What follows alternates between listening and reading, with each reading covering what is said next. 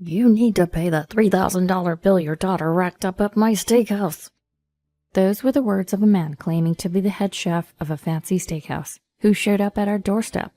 According to him, my daughter had dashed without pain, but that was utterly impossible. I stood my ground against these men who were bearing down on me with fierce expressions. After all, my daughter is... My name is Layla. I'm 30 years old. I live with my husband Daniel and our daughter Emma. I was once deceived by a former boyfriend who conned me out of $3,000, and I found out that I was pregnant with his child. I tried reaching out to him several times, but he never responded. He simply vanished. I was left alone, a divorcee with barely any savings left. Still, I gave birth to Emma. I was steeling myself for the tough times ahead when the news came that my ex-boyfriend was arrested. The man who came to my house for the inquiry was Daniel, my now husband. Daniel supported me as I was worn out from dealing with the ordeal with my ex-boyfriend. Despite our age difference, I was attracted to Daniel, who was strong and reliable. But I was a divorcee. I thought I would never be accepted, but Daniel did accept me. Now we have a good relationship with Daniel's parents and are leading a happy life. Then one day, I received a phone call from Daniel's parents. "It's been a while and we were hoping you'd visit. We would love to see our grandchild." The voice of my mother-in-law, filled with affection, comes from the other side of the phone. My in-laws love their son's daughter, who's not related to them by blood, and I'm very happy about it. Absolutely, I'll let Daniel know as well. Upon hearing this, my mother-in-law cheerfully says, "Thank you," and ends the call. It takes about 5 hours to my in-laws' house. For us living in the city, it's a place in the countryside where time seems to pass slowly. I immediately tell my husband about the message from his parents when he returned home in the evening. "Well, I haven't taken any vacation yet this month. Let's use some time off and visit them. I'll check with my boss if we can get consecutive days off." With that, Daniel quickly calls his boss for approval. His boss kindly gives us approval, and we start looking forward to visiting his parents after a long time. However, on the day of the visit, Daniel suddenly had to work. "You go ahead. I'll head there right after I finish work. I might not arrive until the next morning, though." With these words, Daniel sends us off and heads to his office. I let my in-laws know about the change in plans, then set off with my daughter. When we arrive at the in-laws' house, they treat us warmly, and we spend a comfortable time there. They seem eager for Daniel to arrive soon. The next day, early in the morning, my in-laws head to the barn as usual. I offered to help, but they insisted that I take it easy during my visit. So I waited for them to return home. Just then, the doorbell rings. It was too early for Daniel to arrive. Assuming it was a neighbor, I hurriedly go outside. "I'm coming!" As I open the door, I find a man in his 70s standing there. He glares at me with a fierce expression. Then suddenly, "I'm the owner of a local steakhouse. Your daughter dined and dashed at my place. Pay me $3,000. I was taken aback by his words and blinked in surprise. He then proceeds to explain the situation. Apparently, a young girl came to his store the previous night. Despite warning her that his store was too upscale for her to afford, she forced her way in and consumed $3,000 worth of food and drinks, after which she quickly left without paying. "I found out that she's your daughter. If you're her parent, you should pay for her," he demands. I shake my head, trying to defend myself, but he seems too angry to listen and keeps insisting that I should pay him. "Excuse me, may I ask your name?" I inquire. "I told you, it's Ethan. Now hurry up and pay," he retorts. "I need to ask my parents-in-law whether they know you." "Huh, shouldn't you be more worried about paying me first?" "Well, yes, but could you please wait a second?" I ask him to wait and immediately contact my in-laws. I call them right away to confirm my suspicion. They respond quickly, and I am told an astonishing fact. Trying not to show my surprise, I look at the man standing before me. I can't pay you," I say. "What are you saying? You don't care if my business suffers. If you don't pay, I'll call the police." "But wait, I think there's some misunderstanding." "There can't be a misunderstanding. I made sure to ask for her name when she dined." Ethan brings out his cell phone to call the police. A policeman happens to pass by. The steakhouse owner called over the police officer and explained the situation. The officer furrowed his brows and glared at me, saying, "May I have a word with you?" I was confused, not knowing what to do with the officer's intimidating gaze. "Your daughter is suspected of dining and dashing. If things stay as they are, we'll have to arrest her," he stated, demanding I hand over my daughter right away. No, there's been a misunderstanding. My daughter wouldn't do something like that. Even though I said this, the officer was unyielding. The steakhouse owner then said, "If you insist," offering a concession. "I'm not a monster. Since we're neighbors, if you can pay, I'll forgive her." "Ethan, are you sure about this?" It doesn't bother me. She's a young girl. I knew she wouldn't be able to pay from the beginning, but she still wanted to eat my food. Isn't that an honor?" The steakhouse owner laughed heartily at this. The police officer's expression softened, and he presented me with a choice. "Ethan here is offering you a solution. Why don't you pay the $3,000 for the food and the drink bill? He hasn't filed a complaint yet, so you won't be charged with a crime." I refused nonetheless. As I opened my mouth to explain my reasons, the steakhouse owner's face flushed with anger and he yelled, "You're spurning my generosity. Is this how you raised your daughter? Don't mess with me." "Calm down, please. Why are you refusing to pay? If things stay as they are, your daughter will truly be arrested." With a bewildered expression, the police officer asked me, "I can't just agree to this." As I was saying this, the steakhouse owner let out a laugh, saying, "Ha, ha, ha, ha. Sorry, you mean you don't have $3,000 on you right now. I forgot. As we age, we become forgetful. Well, our shop accepts credit card payments. If you entrust your credit card to me, I can handle the payment and return it later. Is that good?" Saying this, he instructed me to get my wallet. I refused, saying it was too risky to entrust my credit card to someone else, and offered to go along with him to handle the payment. However, the steakhouse owner threatened me, raising his fist and yelling, "Don't you trust me? I'm in the credit business. Be careful with what you say or you'll regret it." "Why can't I accompany you?" When I asked this, the steakhouse owner started yelling again. "Because you are disrespecting me. Listen, I'm connected with some famous organizations around here. If you can't pay the money, I can still make you pay $3,000 using my methods. That's why I've even called a police officer to handle this legally." As he ranted on, I stared at the steakhouse owner in disbelief.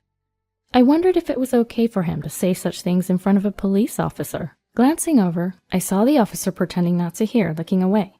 "Excuse me, you're a police officer, right? Did you hear that? This is a threat, isn't it? Is this okay?" When I sought help, the police officer lowered his head with a troubled expression.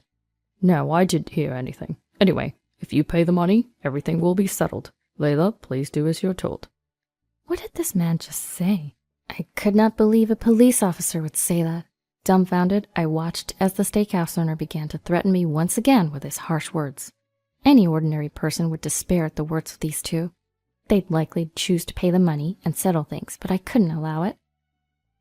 "Aren't police officers supposed to protect the safety of citizens? Why are you siding with the bad guys?" Despite my desperate appeal, the police officer only looked away without uttering a single word. "The police are saying the same thing. What are you going to do? Make up your mind. Are you still not going to pay? Just because I'm old, don't take me lightly." The steakhouse owner glared at me as he said this.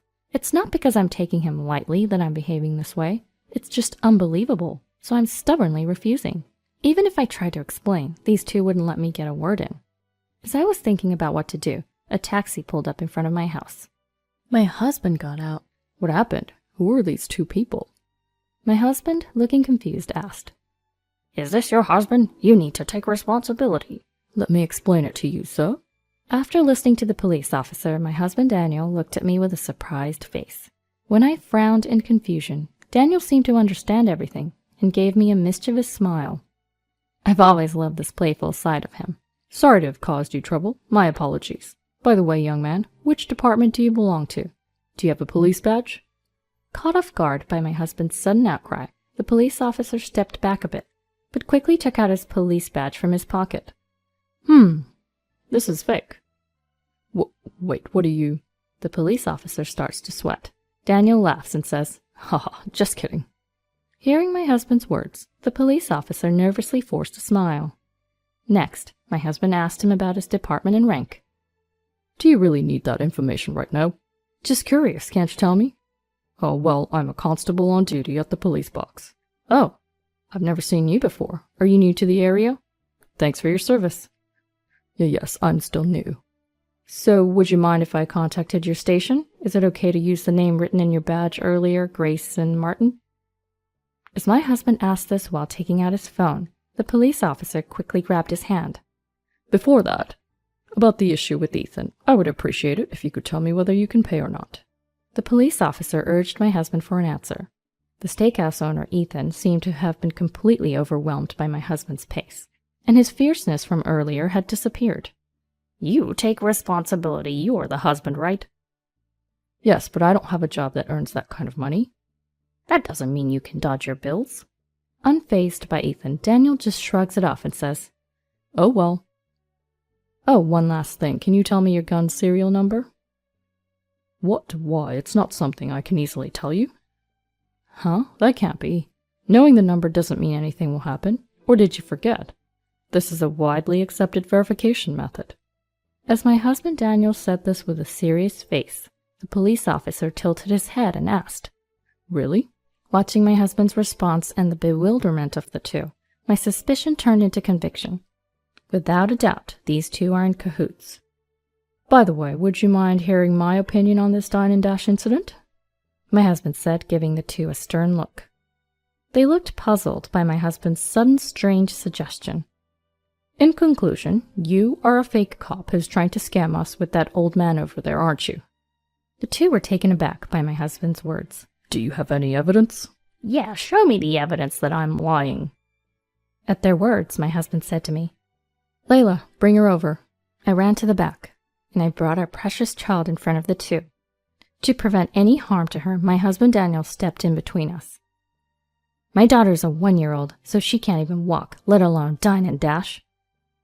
When I said this, the two were shocked and opened their mouths wide. No, that's a lie. Is that child really Aria Taylor? Of course. After all, I'm only 30 years old. If this child wasn't my first, at what age would I have had my first child? When I said that, Ethan, the steakhouse owner, clearly became unsettled and took a step back. Then he glanced at the police officer, who nodded in response to his gaze. Oh, it seems that the dine and dasher was someone else. My apologies. The police officer and the steakhouse owner were about to run off. Then Daniel stepped in, encircling them so they couldn't escape. I immediately retreated to the entrance and watched the two through a gap in the door. Could you perhaps let me through? No, we won't let you escape. You might be scammers. We won't allow it. Don't mess with me. I'm a police officer. If you don't let me through, I'll arrest you for obstructing an investigation. The officer tried to forcefully shove Daniel aside, but Daniel nimbly circled back in front of him. My apologies for not introducing myself earlier. I'm Daniel Taylor, Chief Inspector of the New York Investigation Division. With that, Daniel pulled out his police badge from his pocket. It was a genuine police badge shining there, not some cheap imitation, like the one the young officer had shown earlier. Well, what? Liar, I'm the real deal. Whether you're real or not doesn't matter. You've committed fraud, haven't you? It's a disgrace for a police officer. Do you understand what the investigation division does? Well, what are you talking about? You don't know what the investigation division is? The division is responsible for investigating intelligent crimes, such as fraud, embezzlement, counterfeit money, election violations, financial crimes, defamation, and high-tech crimes. In other words, it deals with criminals like you. Saying this, Daniel quickly took out handcuffs and began to arrest the two. The two couldn't resist the professional, and they were quickly apprehended. Daniel then immediately took out his phone and said, I've apprehended fraudsters on the spot. This is outside my jurisdiction. Please send officers from the designated area over here immediately. Upon hearing Daniel's words, the faces of the two scammers quickly turned pale. But please forgive us. We were just desperate for money. It's our first offense. Please let us go. Just then, my in-laws arrived with the police. Are you okay? Sorry we're late. This guy couldn't explain things properly. Whatever. Wait, you're here too. What a relief. My in-laws said that, pulling me and our daughter in to hug us. I had been on edge this whole time, but I could finally relax and breathe a sigh of relief. The two were loaded into a police car. At first, I thought that old man was the only fraudster. When I called my in-laws, I asked if a man named Ethan lived in the neighborhood. My in-laws didn't know the name, They've lived here a long time and know everyone that lives around here. If they didn't know him, that meant this Ethan did not exist here. More importantly, my daughter is only 1. She couldn't possibly have done and dashed.